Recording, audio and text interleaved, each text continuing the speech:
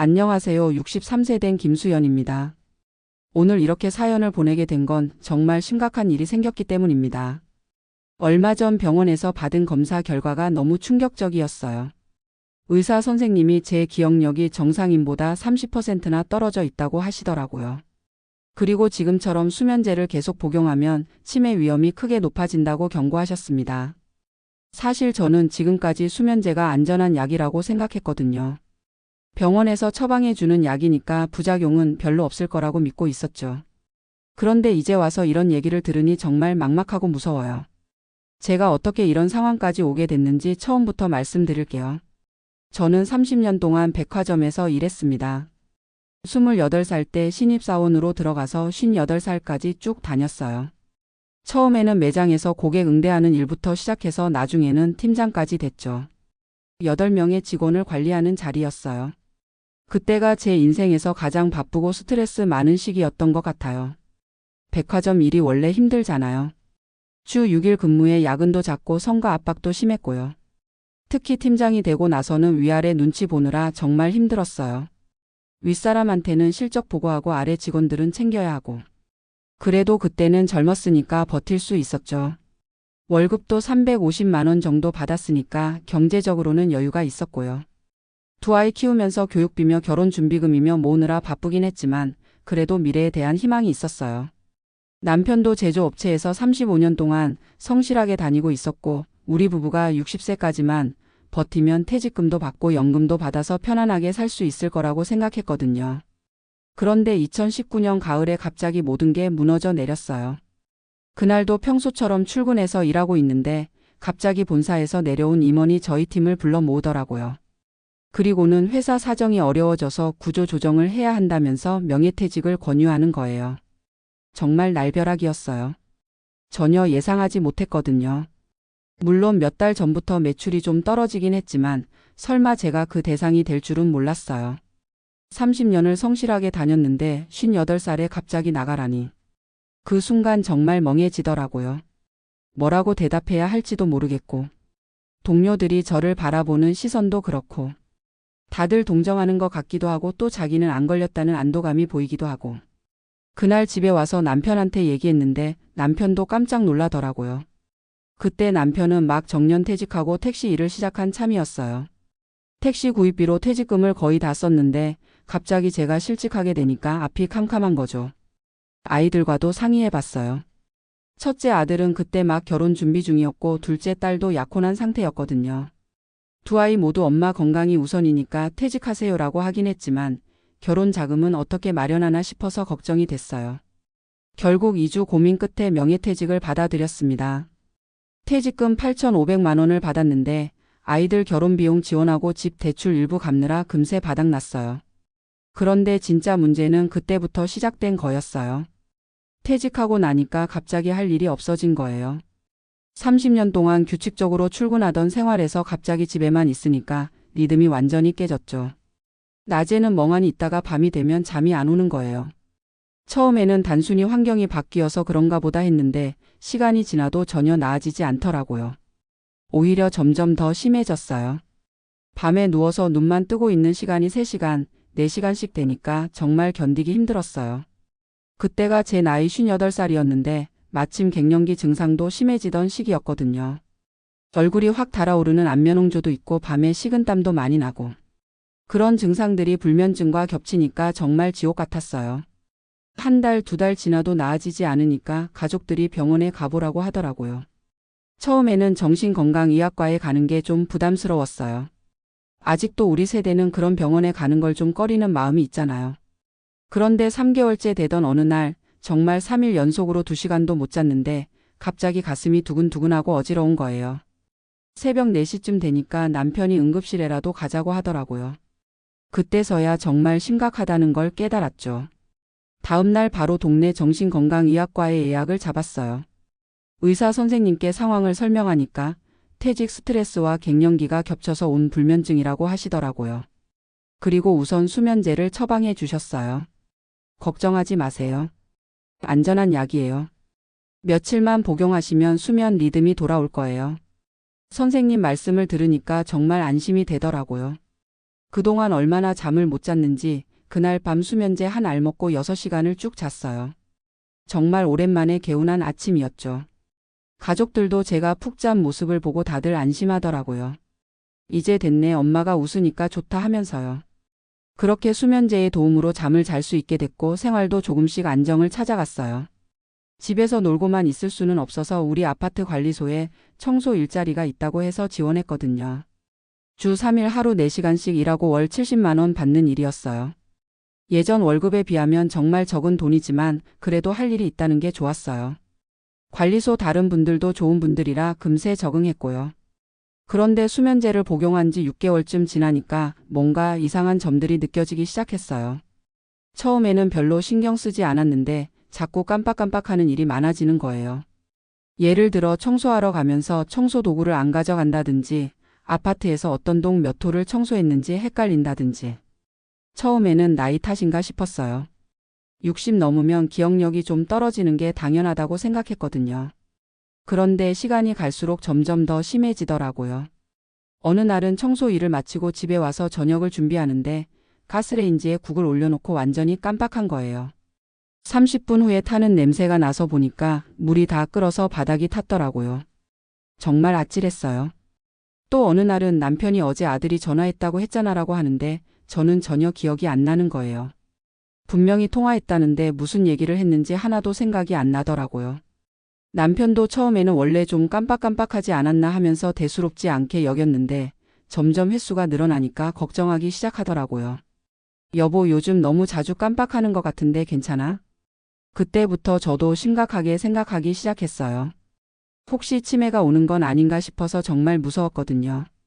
더 놀라운 건 아침에 일어났을 때의 상태였어요. 수면제를 먹고 자고 나면 잠은 잤는데 머리가 맑지 않은 거예요. 마치 안개가 낀 것처럼 멍한 상태가 오전 내내 지속되더라고요. 청소 일을 하면서도 집중이 안 되고 동료분들과 대화할 때도 반응이 늦어지고 예전에 제가 아닌 것 같았어요. 그리고 또 하나 이상한 점은 수면제 없이는 정말 한잠도 못 잔다는 거였어요. 처음에 의사 선생님이 며칠만 복용하시면 된다고 하셨는데 벌써 2년이 넘게 매일 복용하고 있었거든요. 한 번은 수면제를 깜빡하고 안 먹고 잤는데 새벽 내내 뒤척이다가 결국 3시간도 못 잤어요. 그 다음날 하루 종일 비몽사몽하니까 그때부터는 아예 수면제 없이는 잠자리에 들 생각도 못하게 됐죠. 더 심각한 건 점점 용량이 늘어나고 있다는 거였어요. 처음에는 한 알이면 충분했는데 1년 정도 지나니까 효과가 예전만 못한 거예요. 그래서 한 알 반을 먹게 됐고 지금은 거의 2알 가까이 먹고 있어요. 의사 선생님께 이런 얘기를 하니까 내성이 생겼을 수 있다면서 다른 약으로 바꿔주시기도 했어요. 하지만 근본적인 해결책은 아니었죠. 그렇게 3년 정도 지나니까 정말 일상생활에 지장이 생기기 시작했어요.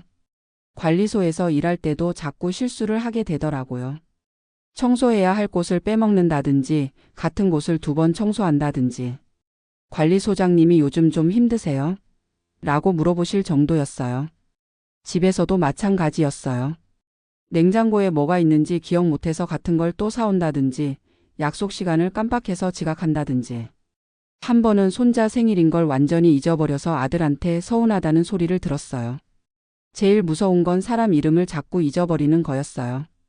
관리소에서 같이 일하는 분들 이름도 헷갈리고 심지어 오래 알고 지낸 이웃분들 성함도 기억이 안 날 때가 있더라고요. 안녕하세요라고 인사는 받는데 누구인지 생각이 안 나니까 얼마나 당황스럽던지. 그럴 때마다 어머 그게 뭐였지? 라는 말이 입에서 자동으로 나오더라고요. 남편도 점점 걱정이 커지는 게 보였어요. 여보, 병원에 가서 정밀 검사 한번 받아보자. 뭔 정밀 검사? 나는 괜찮아. 처음에는 부인했죠. 정말 치매 진단이라도 나오면 어떡하나 싶어서 무서웠거든요. 그런데 상황이 점점 더 심해지니까 더 이상 미룰 수가 없더라고요. 작년 가을쯤이었어요. 평소처럼 청소 일을 하러 갔는데 갑자기 내가 지금 어디에 있는지 뭘 하러 온 건지 기억이 안 나는 거예요. 한 10분 정도 그 자리에 서서 멍하니 있었어요. 다행히 관리소 직원분이 저를 발견하고 어디 아프세요? 라고 물어봐서 정신을 차렸지만 정말 소름이 돋더라고요. 이러다가 정말 큰일 나겠다 싶었죠. 그래서 남편과 상의해서 큰 병원에 가기로 했어요. 처음에는 신경과에 갔는데 거기서 인지기능 검사를 받더라고요. 간단한 것부터 복잡한 것까지 여러 가지 검사를 했는데 결과가 나오기까지 일주일을 기다리는 동안 정말 잠이 안 왔어요. 수면제를 먹어도 불안해서 잠이 안 오더라고요. 일주일 후 결과를 들으러 갔는데 의사 선생님 표정이 심각해 보이는 거예요.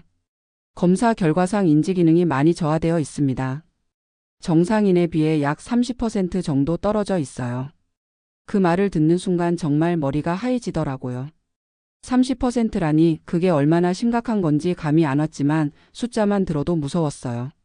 그럼 치매인가요? 아직 치매 단계는 아닙니다. 하지만 경도 인지 장애라고 볼 수 있어요. 그런데 더 큰 문제는 따로 있습니다.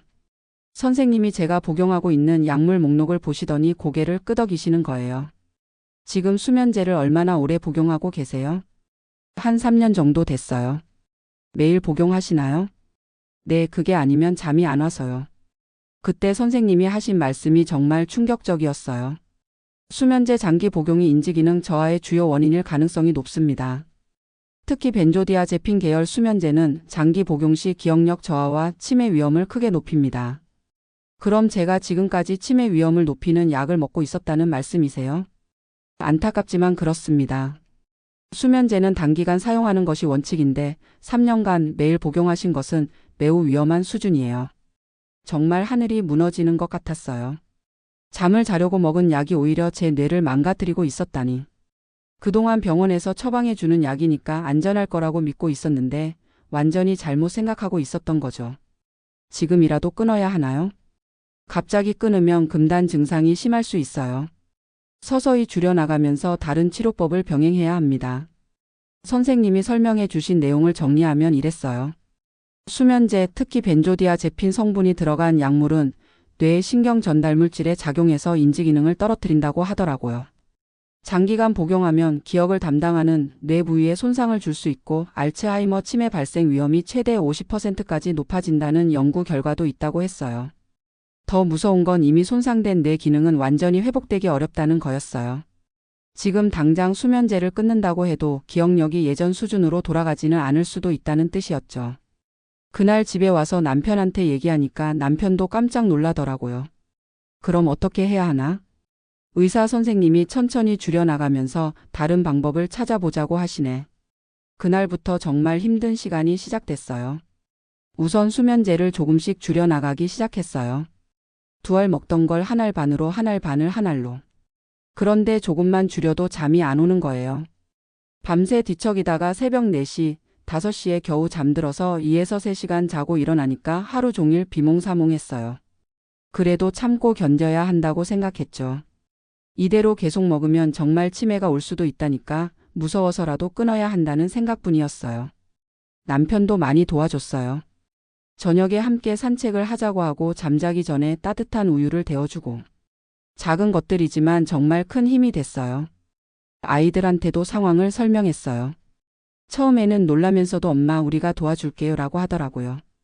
주말에 자주 와서 함께 시간을 보내주고 손자 손녀도 자주 데려와서 저를 즐겁게 해주려고 노력하더라고요.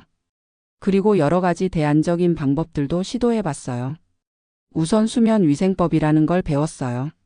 매일 같은 시간에 잠자리에 들고 일어나기, 잠자기 전에 카페인이나 술 피하기, 침실을 어둡고 조용하게 만들기 같은 것들이요. 또 가벼운 운동도 시작했어요. 관리소 일이 끝나고 집 근처 산책로를 30분 정도 걷는 거예요. 처음에는 힘들었는데 조금씩 익숙해지니까 몸이 좋아지는 게 느껴지더라고요. 요가도 해봤어요. 유튜브 보면서 따라하는 건데 스트레칭하고 명상하는 게 마음을 좀 편하게 해주더라고요. 한의원에도 가봤어요.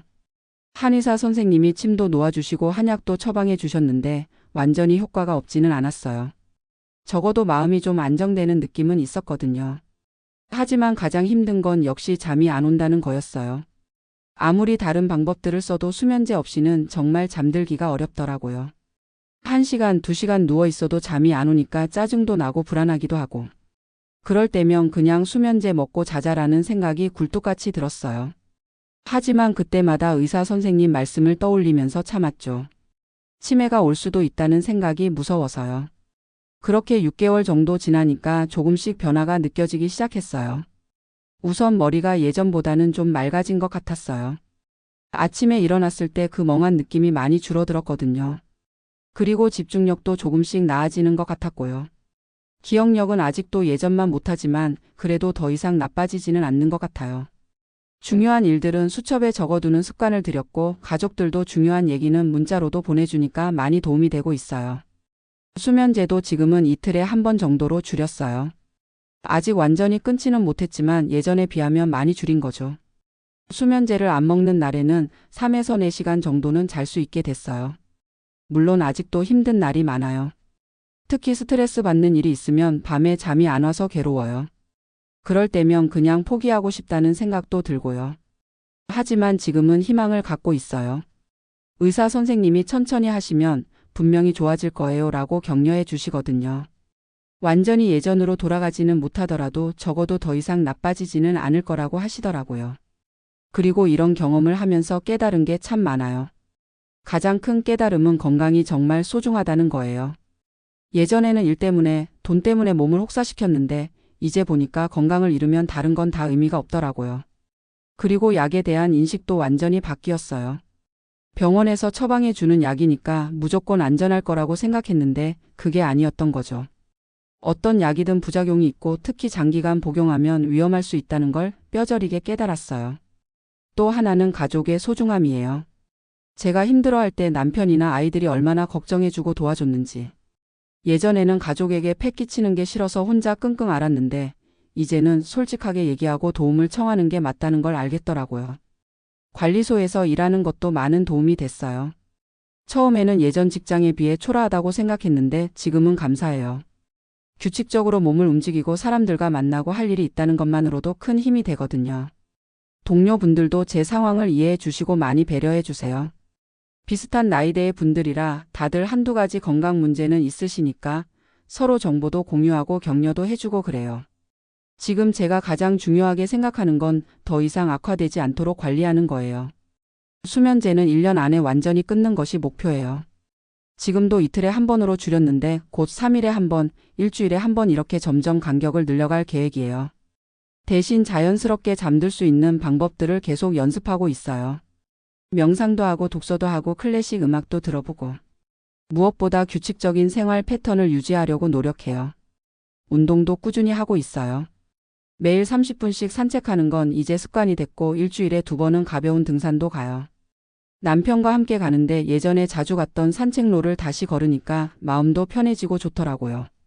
식단도 신경 쓰고 있어요. 인터넷에서 찾아보니까 뇌 건강에 좋은 음식들이 있더라고요.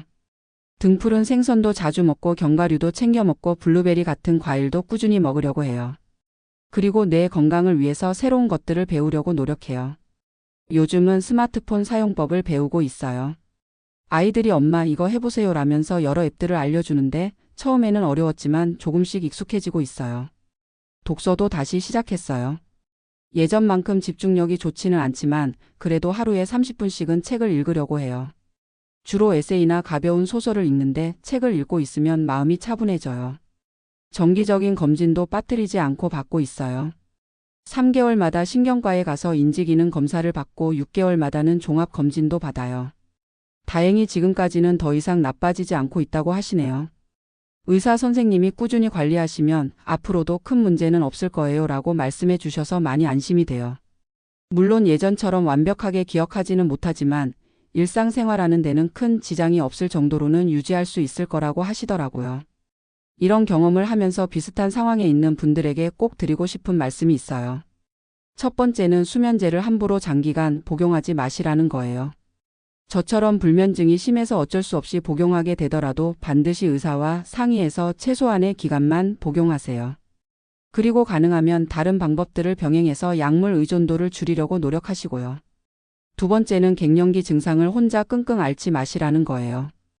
요즘은 갱년기 클리닉도 많고 전문적인 치료법들도 많이 나와 있어요. 호르몬 치료를 받으면 불면증이나 우울감 같은 증상들이 많이 좋아질 수 있거든요.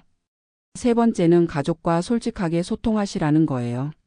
저도 처음에는 가족들에게 걱정 끼치기 싫어서 혼자 참으려고 했는데 그게 오히려 더 큰 문제를 만들었어요. 가족들이 상황을 알아야 도와줄 수 있거든요. 네 번째는 규칙적인 생활과 운동의 중요성이에요. 약물에만 의존하지 말고 생활 습관을 바꾸는 것부터 시작하세요. 매일 같은 시간에 자고 일어나고 적절한 운동을 하고 스트레스를 관리하는 것이 정말 중요해요. 마지막으로 포기하지 마시라는 거예요. 저도 한때는 이제 끝났다, 치매가 오는구나 하면서 절망했었어요. 하지만 포기하지 않고 꾸준히 노력하니까 조금씩이라도 좋아지고 있어요. 물론 예전처럼 완벽하지는 않아요. 여전히 깜빡하는 일이 많고 수면제 없이 잠드는 것도 쉽지 않아요. 하지만 적어도 더 이상 나빠지지는 않고 있다는 게 큰 위안이에요. 그리고 이런 경험을 통해서 오히려 더 소중한 것들을 깨달았어요. 건강의 소중함, 가족의 사랑, 평범한 일상의 감사함. 이런 것들이 정말 중요하다는 걸 이제야 알겠더라고요. 요즘은 손자, 손녀들과 시간 보내는 게 가장 큰 즐거움이에요. 아이들이 할머니 뭐하고 놀까요? 라고 하면 정말 행복해요. 비록 기억력은 예전 같지 않지만 아이들과 함께하는 순간만큼은 모든 걱정을 잊을 수 있거든요. 남편과의 관계도 더 좋아진 것 같아요. 제가 힘들어할 때 정말 많이 도와줬거든요. 예전에는 서로 바빠서 대화할 시간도 별로 없었는데 지금은 매일 산책하면서 이런저런 얘기를 나누니까 더 가까워진 느낌이에요. 관리소 일도 계속하고 있어요. 비록 가끔 실수를 하긴 하지만 그래도 저를 필요로 하는 곳이 있다는 게 고마워요.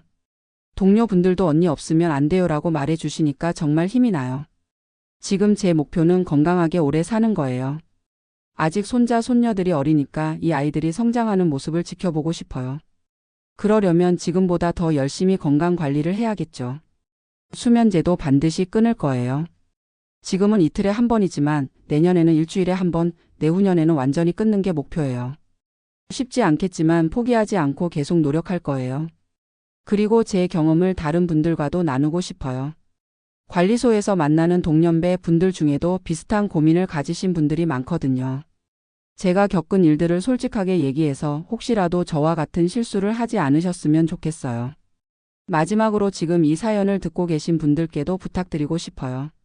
수면제나 다른 정신과 약물을 복용하고 계신다면 반드시 의사와 상의해서 적절한 복용 기간과 방법을 확인하세요. 그리고 가능하면 약물에만 의존하지 말고 다른 방법들도 함께 시도해 보세요. 건강은 잃고 나서야 소중함을 알게 되는 것 같아요. 저처럼 후회하지 마시고 지금부터라도 건강 관리에 신경 쓰시길 바랍니다. 제가 이런 힘든 경험을 했지만 지금은 오히려 감사한 마음이 커요. 이 일을 통해서 정말 중요한 것이 무엇인지 깨달았고 가족과 더 가까워졌고 새로운 삶의 의미도 찾았거든요. 물론 아직도 불안한 마음은 있어요. 혹시 치매가 올까봐, 기억력이 더 나빠질까봐. 하지만 그런 걱정보다는 지금 이 순간을 소중히 여기며 살려고 해요. 오늘도 남편과 함께 산책을 나갈 예정이에요. 집 근처 산책로를 걸으면서 계절이 바뀌는 걸 느끼고 새소리도 듣고 다른 산책하시는 분들과 인사도 나누고. 이런 소소한 일상이 지금의 저에게는 가장 큰 행복이에요. 수면제 때문에 힘든 시간을 보내고 계신 분들이 있다면 꼭 기억하세요. 늦었다고 생각할 때가 가장 빠른 때라고 하잖아요. 지금이라도 시작하면 분명히 좋아질 수 있어요. 저도 아직 완전히 회복된 건 아니지만 그래도 희망을 갖고 하루하루 최선을 다하며 살고 있거든요. 모든 분들이 건강하고 행복하게 지내시길 진심으로 바랍니다. 감사합니다.